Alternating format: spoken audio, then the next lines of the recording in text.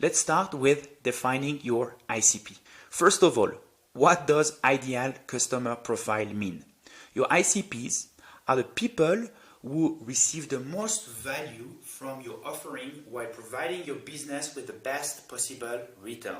They bring the more revenue, their sales cycle is short, their lifetime value is the longest, and finally, they are available in a large number, ideally. And by defining them, you want to understand better who your audience is, how you speak to them. First, look at your best existing customers and list them. If you don't have existing customers, you must test different assumptions to validate your product market fit with one specific market. It will take a little bit more time. Look at your competitors, visit their website, LinkedIn page, Instagram profile, Google their company name, and try to identify their customers and list them. Second, define the characteristic of your best existing customers or the competitors' customers and research common attributes these customers share, both on an account level and on the lead level.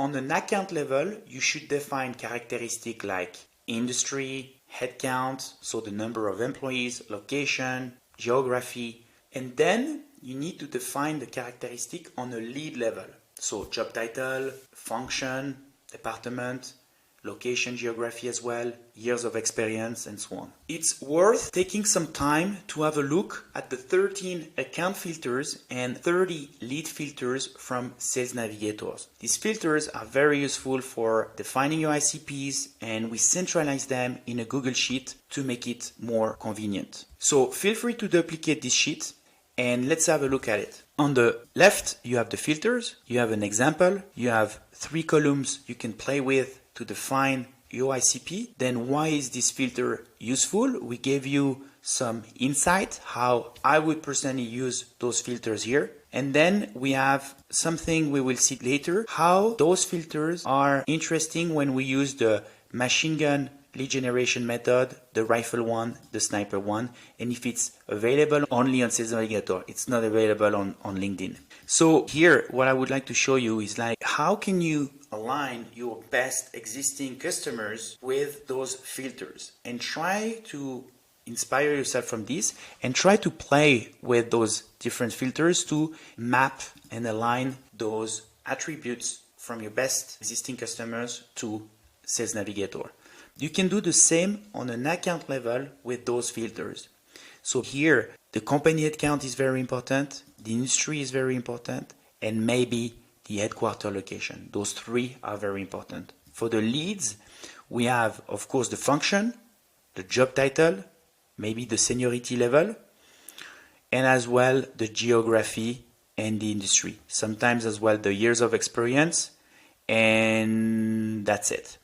Also, the reason why we use the term account instead of company is that you might also target organizations that are not companies, like non-profit organizations. Account and organization mean the same thing. It's just that Sales Navigator decided to use the word account. One of our clients is a cybersecurity company. When we started working together, they explained that on an account level, their solution is essential to protect the IT infrastructure of any company globally with above 1,000 employees operating in any industry. On a lead level, we identified 4 job titles that were interesting, and we considered the 4 of them as one ICP. So the Chief Information Security Officer, CISO, the Head of IT Security, the Cybersecurity Manager, and the Director of IT Infrastructure. Depending on what problem you solve, it's also possible to identify several distinct ICPs. Maybe your solution can solve multiple people's problems and help them to achieve different goals. Let's see a concrete example. One of our clients is a non-profit organization, NPO, selling beehives to account to help them to act for biodiversity.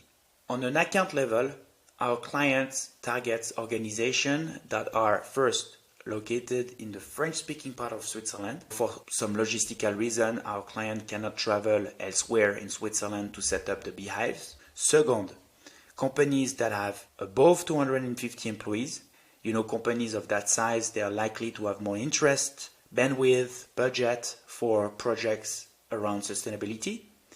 And also companies operating in any industries, all of them. But at the beginning, we decided to focus on financial institutions. Now, within this organization, we identified 3 different ICPs that have different problems we solve. First, the head of corporate social responsibility, CSR.